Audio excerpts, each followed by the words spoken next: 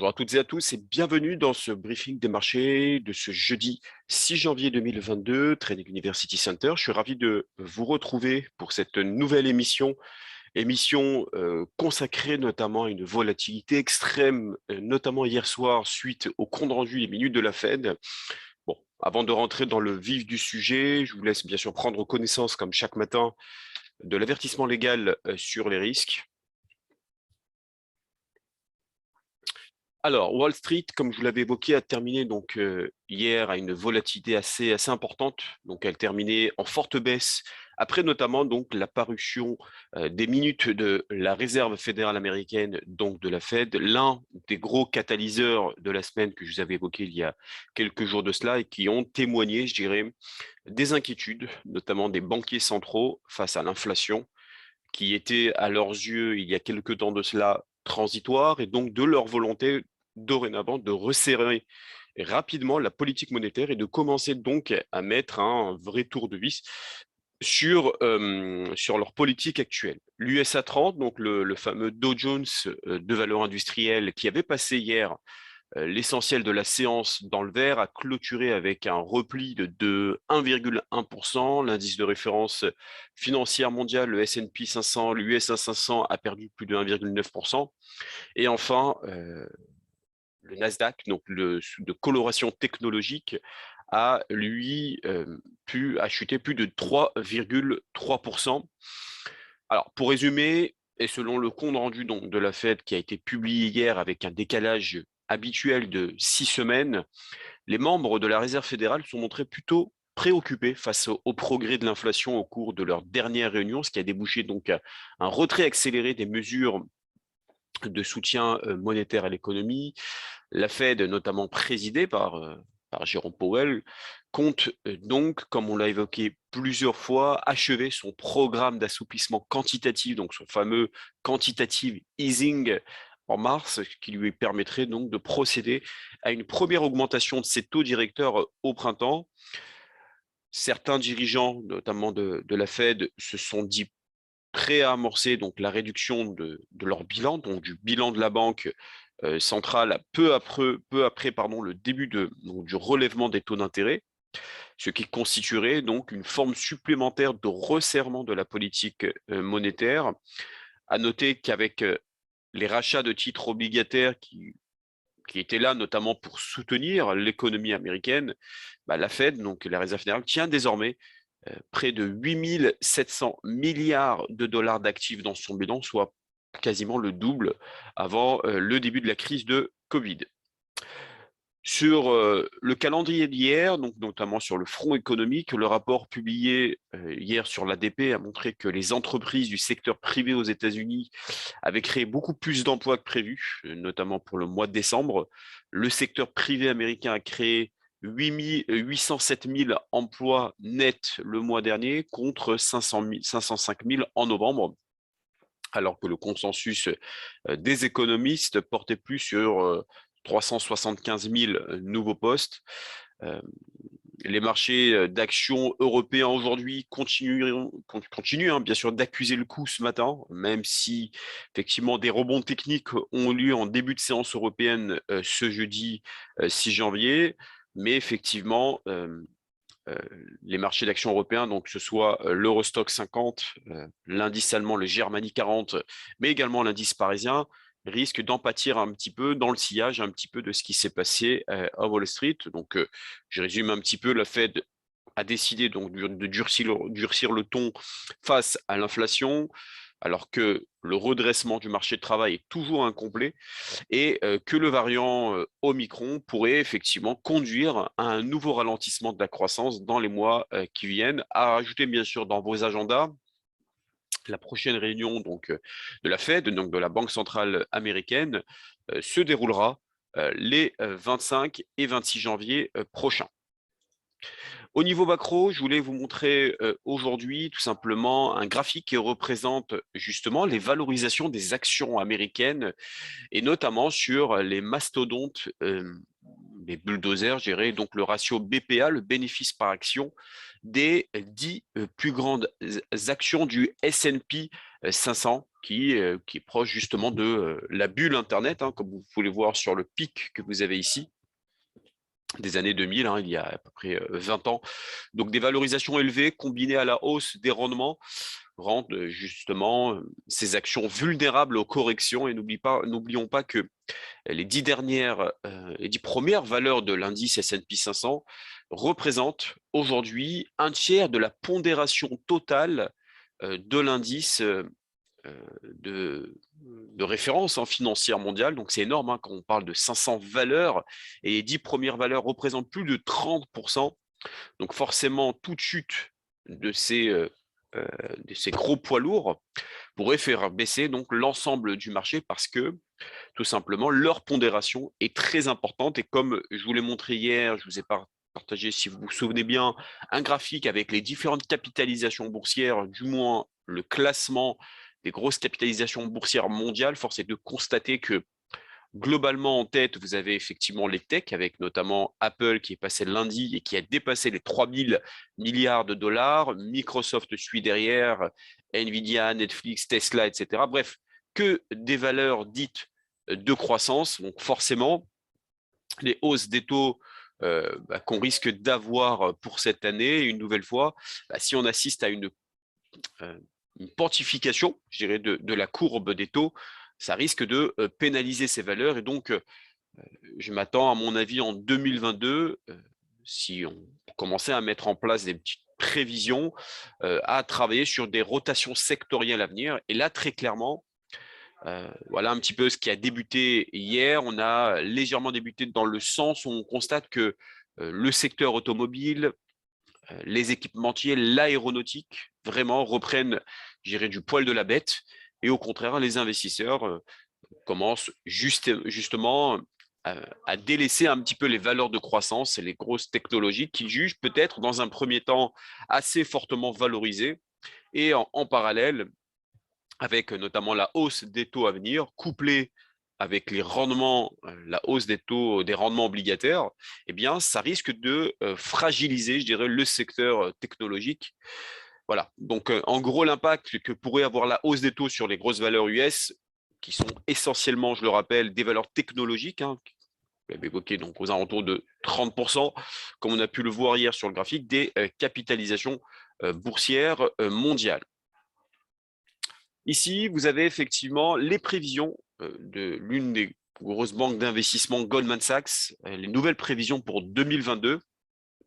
Donc là, vous avez un graphique assez pertinent, je trouve, puisqu'on a les prévisions à 3, 6, 3 à 6 mois et bien sûr la fin 2022. C'est un graphique que vous pouvez retrouver sur le site isabelnet.com.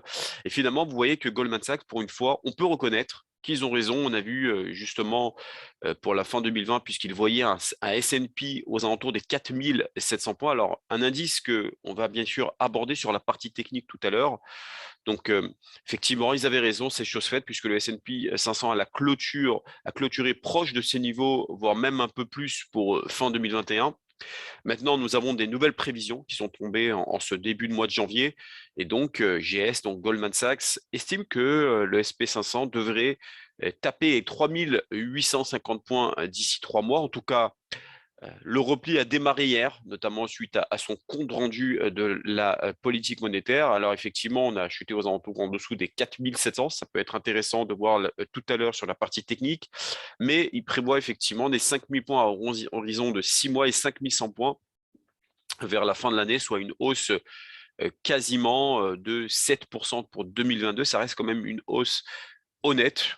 On est quand même loin bien sûr des plus de 25-26% que le S&P 500 a enregistré en 2021, mais il faut savoir que le contexte n'est absolument pas le même. On était dans une période de reprise économique et de politique monétaire ultra accommodante.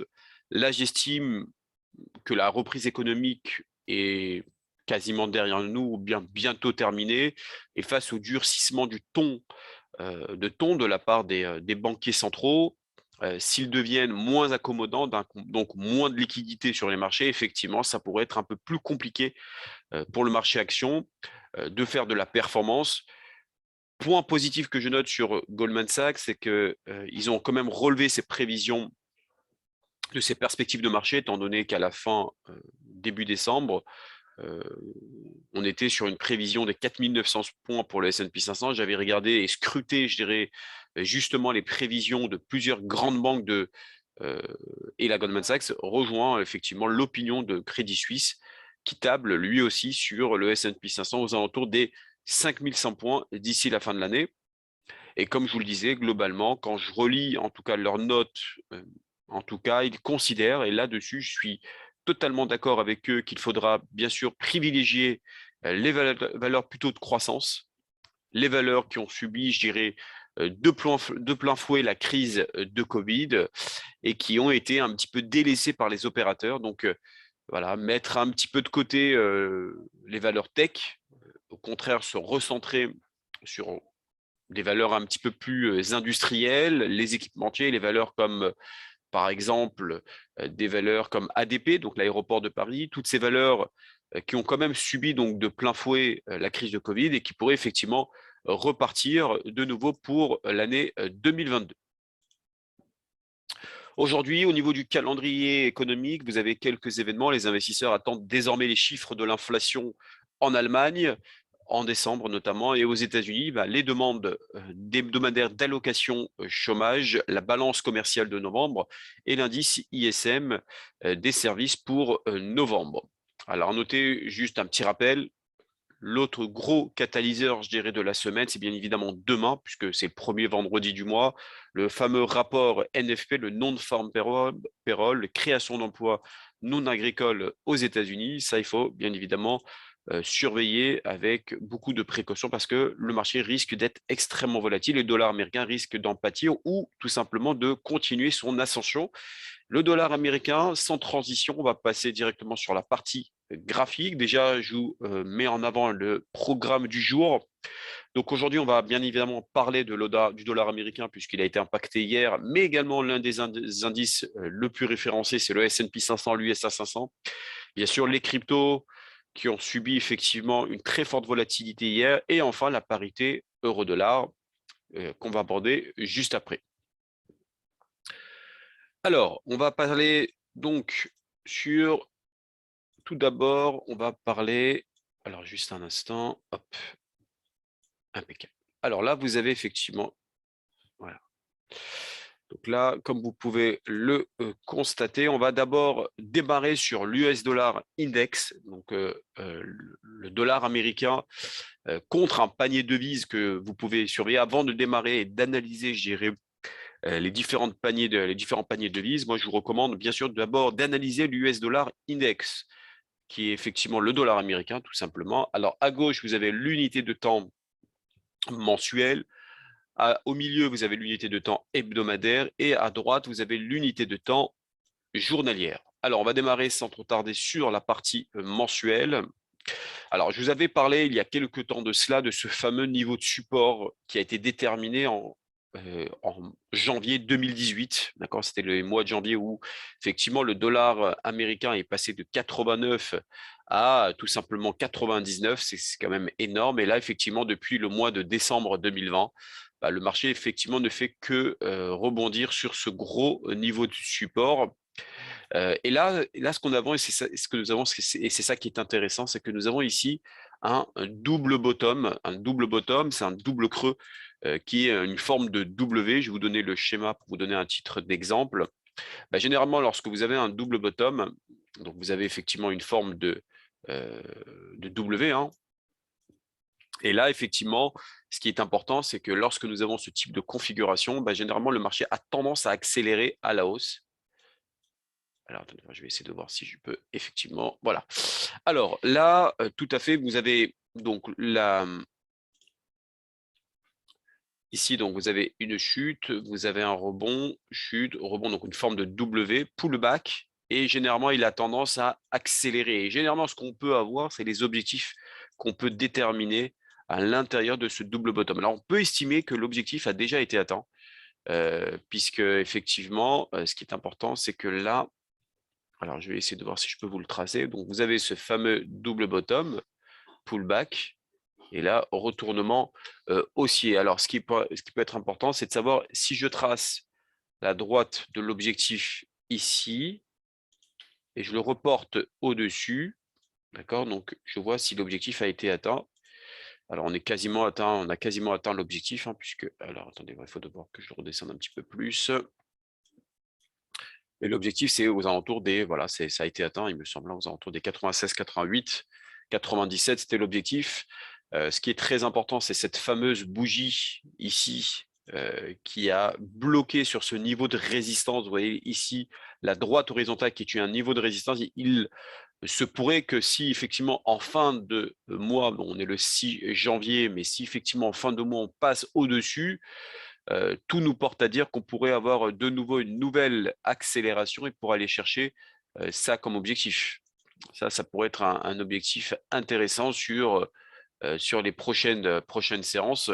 En tout cas, tout nous porte à dire que, vous voyez, ce type de bougie n'a pas beaucoup de répercussions, il n'a pas de correction. Donc, on a fait un pullback ici, on accélère, impulsion. Là, on pourrait avoir effectivement, si on accélère au-dessus, on pourrait avoir une nouvelle accélération haussière sur les prochaines séances. Ici, vous avez le graphique mensuel. Donc, on peut le voir effectivement ici que vous avez une forme de W, d'accord? Donc, c'est le double bottom que je vous avais montré. Donc, le premier objectif était là, c'est-à-dire aux alentours des 96,13. Deuxième objectif, c'est d'aller chercher les 97,40. Troisième objectif, c'est d'aller chercher les 98,80. Donc, depuis la cassure de cette résistance ici, qui a été déterminée la semaine du 8 novembre 2021, bon, le marché a consolidé il y a quelques séances. C'est l'une des raisons pour laquelle l'euro-dollar était en zone de consolidation. Maintenant, ce qui peut être intéressant, c'est que si on passait ce niveau-là, donc cette zone ici que vous avez en hebdomadaire, donc à la fin de la semaine, donc il restera demain, bah, si on passait au-dessus de cette zone-là, tout nous porte à dire que le dollar américain risque de se renforcer. Et donc, bien sûr, à contrario, vous avez l'euro-dollar qui risque de chuter, le GBP-USD qui risque de chuter, l'AUD-USD qui risque de chuter également. Donc, tout dépend de, effectivement, cette analyse. En plus, c'est porté par son fameux support oblique. Vous voyez, vous avez ici un support oblique avec des points d'impact ici, donc des creux qui sont de plus en plus haut. Donc, le prochain point d'impact, ce serait aux alentours des 95,13. Mais bon, les éléments sont réunis. On est au-dessus de la moyenne mobile 50 périodes. Tous les éléments, on n'est pas totalement suracheté ici. Tout nous porte à dire que le dollar américain risque de continuer son accélération haussière. En journalier, qu'est-ce que nous avons? Nous avons effectivement ici une très très forte accélération depuis, depuis cette séance-là, hein, depuis le 3 septembre 2021. Après, on a une phase de rebond, mais là, on a un peu comme je vous l'avais montré hier, je ne sais pas si vous vous souvenez, sur l'USD JPY, une forme de drapeau. Donc, je vais essayer de vous montrer cela. Alors, une forme de drapeau, un peu comme on l'a ici, un peu comme on l'a vu hier sur l'USD JPY, où dans 87% des cas, vous voyez, vous avez une accélération, consolidation et une nouvelle accélération. Donc voilà, tous les éléments sont réunis une nouvelle fois, donc on a à peu près la même chose ici. Donc si je refais exactement la même chose ici, bah, vous avez accélération, consolidation, et généralement une accélération dans 87% des cas. Et généralement, les objectifs, bah, vous reportez ce que vous avez ici, vous le reportez au-dessus pour pouvoir déterminer des objectifs moyen-long terme. Voilà ce qu'on peut dire déjà sur l'analyse graphique en direct. Je vais vous mettre en avant ce que préconisent les analystes de trading centrale sur du moyen long terme, puisque là, je vous mets des graphiques en daily. Donc, les graphiques en daily, ça veut dire que chaque bougie représente bien sûr une journée de cotation, à savoir que la dernière mise à jour a été faite ce matin à 6h49. C'est une analyse journalière qui remonte depuis le 30 août 2021. Donc, on voit effectivement une accélération. Tant qu'on est au-dessus des 94,50, on peut aller chercher les 97,20, voire les 98,30. On passe sur le S&P 500, l'USA 500, l'indice de référence financière mondiale. Alors, il y a de belles choses et des choses extrêmement intéressantes à relever sur le S&P 500. Déjà, dans un premier temps, ici, vous avez le graphique en mensuel, hein, comme sur le DXY, le US Dollar Index. Au milieu, vous avez le graphique mensuel, hebdomadaire et à droite, journalier. Ce qui est en train de nous donner effectivement le S&P 500, suite notamment à la réunion, enfin aux minutes, pardon, du compte rendu de la réunion de la Fed du mois de décembre, on a effectivement ici, et c'est ça qui est intéressant, une très très forte accélération, cassure des 200%, donc des 4611 en mensuel, je répète, hein, donc ça, chaque bougie représente un mois de cotation. Donc là, effectivement, ce qu'on peut avoir, c'est tout simplement un retracement vers les 4620, voire les 4611. Pourquoi? Parce que déjà, bien sûr, suite aux fondamentaux d'hier et notamment leur politique monétaire qui risque d'être un resserrement de la politique monétaire, donc la fin, effectivement, donc l'augmentation des taux, la fin de cette politique ultra accommodante, donc ils vont mettre des tours de vis. Donc, excepté cela, vous avez également ici ce qu'on appelle vous avez une divergence baissière. Alors, c'est quoi une divergence baissière? Vous avez ici des pics qui sont de plus en plus hauts, comme vous avez sur ce graphique, puisque vous avez des pics ici qui sont de plus en plus hauts. D'accord, donc ça, c'est le côté graphique. Et en bas, vous avez l'indicateur. Là, vous avez des pics qui sont de plus en plus bas, comme vous avez ici. D'accord, donc si vous reportez exactement la même chose, bah, généralement, lorsque vous avez une divergence baissière, c'est-à-dire que ce que vous avez ici, bah, le marché a tendance à décélérer. Et c'est là où il serait judicieux, et par l'intermédiaire de votre plateforme, en faisant du VAD, c'est-à-dire de la vente à découvert, et de profiter d'un repli et de pouvoir gagner de l'argent également lorsque les marchés chutent. Et c'est ça qui est intéressant. Et il se pourrait vraisemblablement que vous pouvez assister à cet événement où vous pouvez gagner de l'argent lorsque les marchés chutent. Et c'est, je pense qu'on a commencé à amorcer cette chute. On va essayer de le voir notamment en hebdomadaire et en journalier, ce que nous préconisent les graphiques. Alors, le graphique hebdomadaire n'est pas totalement terminé puisqu'il reste encore demain, mais tout nous porte à dire qu'on risque d'avoir à la fin de la séance ce qu'on appelle un avalement baissier. Alors, pour vous rappeler, qu'est-ce qu'un avalement baissier? C'est que vous avez effectivement ici, comme vous l'avez dans ce schéma, une continuation haussière, un chandelier vert comme vous l'avez ici. D'accord? Donc, vous avez ici une continuation haussière. Mais ce qui est intéressant, c'est que vous avez une bougie ici qui est au-dessus qui est en train, entre guillemets, d'avaler la bougie précédente, vous voyez là.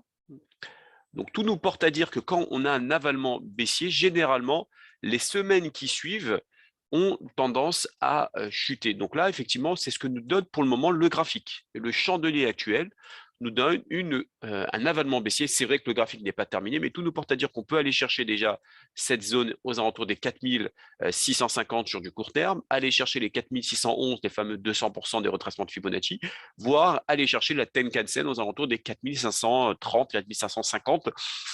Et ça rejoint un petit peu ce que Goldman Sachs préconisait, notamment sur le S&P 500. On va regarder rapidement sur du journalier ce que préconisent les analystes, ce qu'on préconise sur du journalier. Et après, je vous montre bien sûr les analyses trading centrales. Ce qui est très, très important, ce que nous avons par rapport à la journée d'hier. Alors, regardez cette bougie extrêmement importante puisque vous avez une bougie quasiment sans mèche.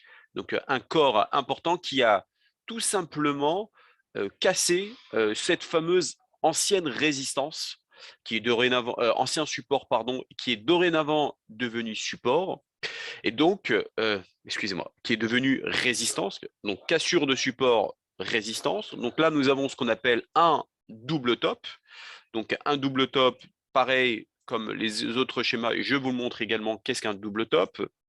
Vous avez effectivement ici donc une accélération et vous avez une forme de M, pullback et retournement baissier. Si on reportait exactement la même chose sur le graphique, bah vous avez une accélération, donc vous avez un M, cassure de la ligne de coup, donc ça c'est la ligne de coup, hein, d'accord, donc ce qu'on appelle le support. On peut avoir effectivement un petit pullback pour revenir ici et retaper plus bas. Donc là, si on reporte un petit peu les objectifs comme vous avez ici entre le point le plus haut et le point le plus bas, bah, on pourrait tout simplement aller chercher, bah, on va le tracer ensemble, hein. On va le tracer ensemble. Donc vous avez à peu près ici, donc vous reportez ça en dessous, bah, on pourrait aller chercher comme objectif déjà les 4680. 4680, bon, on n'est pas très loin, on est, au moment où je vous parle, on est à 4695, mais c'est déjà un objectif intéressant sur du très court terme, voire aller même plus bas par rapport à ce que je vous ai donné, notamment sur un graphique plus important, notamment en hebdomadaire et en mensuel.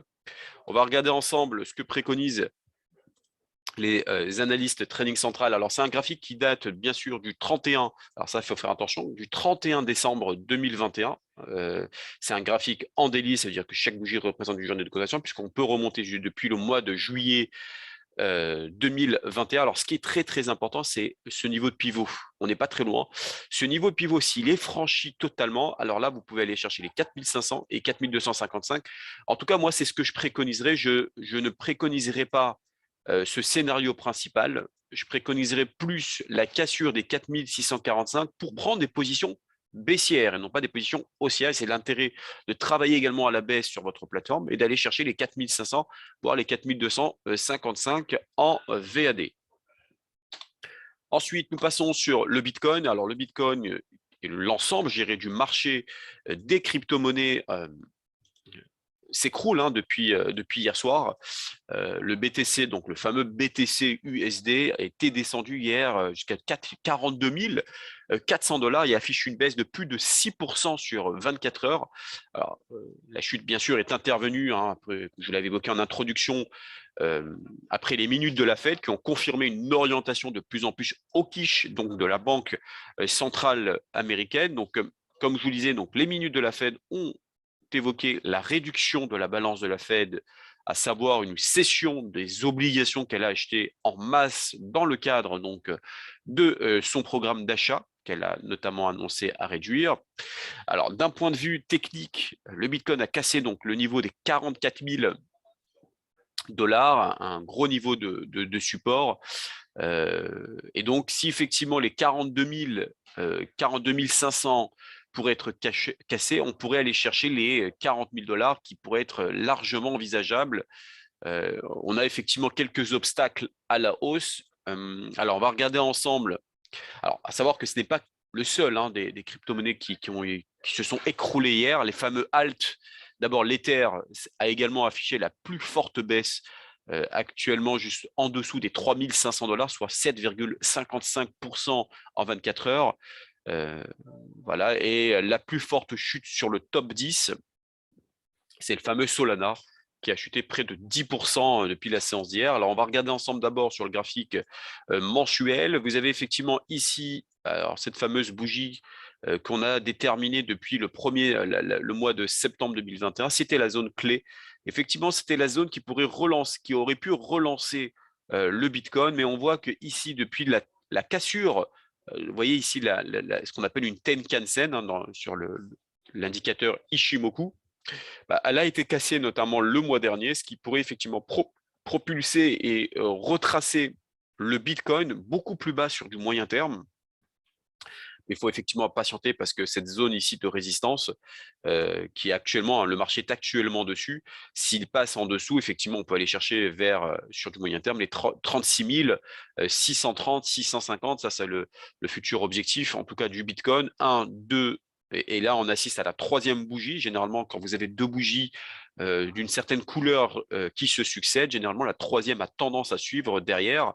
Par ailleurs, vous avez effectivement ici, un peu comme je vous l'ai montré sur les graphiques précédents, vous avez tout simplement ici une divergence baissière. Vous voyez, comme vous voyez ici. Donc, généralement, quand vous avez une divergence baissière, le marché a tendance à se replier. Voilà, sur du moyen terme, on peut aller chercher les 36 630, 650. Sur de l'hebdomadaire, alors sur de l'hebdomadaire, ce qui est intéressant, c'est qu'on est actuellement sur un petit support dès la zone de la semaine du 20 septembre et du 27 septembre. Effectivement, si on passait sous ce niveau-là, tout nous porte à dire qu'on pourrait aller chercher beaucoup, beaucoup plus bas. Bon, d'abord, bien sûr, cette zone ici, qu'on pourrait déterminer aux alentours des 38 200.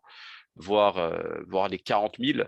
Mais effectivement, si on passait sous les 42 000 et 42 500, on pourrait aller chercher voilà, les 37 000, voire voilà, cette zone de support qui a été déterminée en juillet 2021, puisque le Bitcoin est quasiment passé des 30 000 à 69 000 $. Donc, effectivement, cette zone de support à surveiller de très près. On va regarder ensemble ce qu'on peut voir en journalier. Alors, ce qui est intéressant, c'est que pendant quelques jours, depuis la journée du 4 décembre 2021, pardon, le marché a tout simplement consolidé voilà, en range. Il n'y a pas eu vraiment de tendance de fond. Et là, ce qui est intéressant, c'est depuis la séance d'hier et notamment les minutes de la Fed, tout simplement, on a cassé cette zone de support, cette zone de range. Et statistiquement parlant, lorsqu'on casse une zone de range, vous reportez exactement ce que vous avez à l'intérieur de ce range. Donc là, par exemple, vous avez la zone de résistance ici, vous reportez en dessous, vous avez effectivement des objectifs qui peuvent être c'est un peu voilà, cette zone de support. L'objectif du Bitcoin, c'est d'aller chercher les 40 500, voire les 39 800. En tout cas, si vous voulez être acheteur sur le Bitcoin, moi, je préconiserais plus d'acheter dans cette zone ici de support et et gérer correctement votre risque en mettant des stops en dessous et aller chercher cette zone de résistance qui a donc ancien support qui a été franchi hier. Donc là, pour l'instant, les signaux sont plutôt baissiers. On va regarder ensemble ce que préconisent les analystes Trading Central. Alors, savoir que c'est une analyse du 3 janvier 2022. C'est une analyse toujours en daily, ce qui veut dire qu'on peut remonter depuis le mois d'août 2021. Et c'est ça qui est important, c'est les fameux 45 000 ont été cassés. Donc, l'objectif des analystes et Trading Central, c'est d'aller chercher les 41 000. Donc ça, bien évidemment, ce n'est plus valide puisque la tendance haussière a été franchie, notamment a été cassée par ce pivot des 45 000. Et là, du coup, on peut aller chercher les 41 000 dollars. C'est là où je pourrais effectivement vous préconiser d'acheter. Sans cela, non, il est impossible d'acheter du Bitcoin au moment où on est en train de se parler. Enfin, nous allons passer sur l'une des paires les plus tradées par les opérateurs de marché. Vous avez bien sûr la parité euro-dollar que nous allons voir tout de suite. Alors, bien évidemment, la parité euro-dollar risque d'en pâtir par rapport à l'événement d'hier et le dollar américain qui effectivement risque de se renforcer. Donc, forcément, derrière, l'euro-dollar risque de chuter. Sur du mensuel, vous avez effectivement ici, il y a quelques temps de cela, je vous ai montré lors des précédentes revues, vous avez une forme de double bottom avec cette ligne de coup ici. Effectivement, là, le marché peut continuer à chuter. L'objectif que nous avons, alors je crois que l'objectif a déjà été atteint concernant le double bottom, le double top, pardon, ici. Donc, vous reportez l'objectif que vous avez en haut, vous le reportez en bas. Il me semble que l'objectif a été atteint, oui, en novembre 2021. Rappelle juste que ce qu'est un double top, c'est ça. C'est voilà, une accélération par le haut, comme vous l'avez ici. Donc là, vous avez l'accélération, un M, pullback et chute. Voilà, c'est exactement ce que vous avez eu. Donc, l'objectif a été atteint. Maintenant, est-ce que le marché va s'arrêter là ou tout simplement continuer à chuter? En tout cas, le prochain gros niveau de support, c'était aux alentours des septembre 2019 et mai 2020, avril-mai 2020.